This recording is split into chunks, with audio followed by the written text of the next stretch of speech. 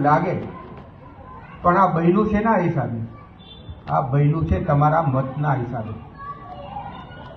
તમે જે વિશ્વાસ મૂક્યો અને એ વિશ્વાસને સાર્થક કરવાનો અમે પ્રયત્ન કર્યો.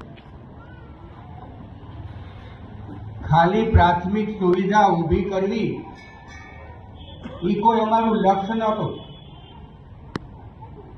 પણ એનાથી પણ આગળ વધીને રાજકોટની પાણીની સમસ્યાનો કાયમી નિરાકરણ જો કોઈએ કર્યું હોય તો એ ભારતીય જનતા પાર્ટીએ કર્યું.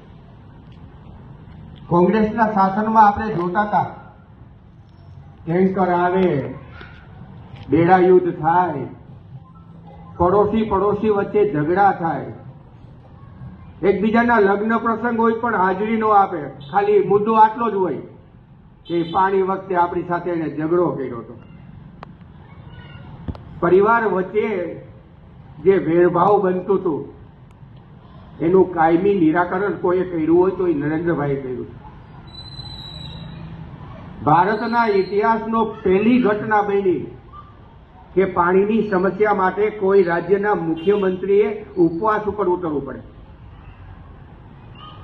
અને એટલે જ અમે કહેતા હતા, આટલી બધી બહેનો છે એટલે આ વિષયને એક કવિતાના રૂપમાં તમારી સામે પ્રગટ કરું છું. પાણીની સમસ્યા શું હતી અને એનું નિરાકરણ શું થયું. કે પાણીને ફૂટી છે વાણી, વાપરો મને અમૃત જાણી. લાઈનોમાં ઉભા રહેવા છતાં બેડામાં ન આવે પાણી. સ્ત્રીઓની વેદનાઓ જાણી નરેન્દ્રભાઈએ બતાવ્યું પાણી. આખું ગુજરાત થયું પાણી પાણી.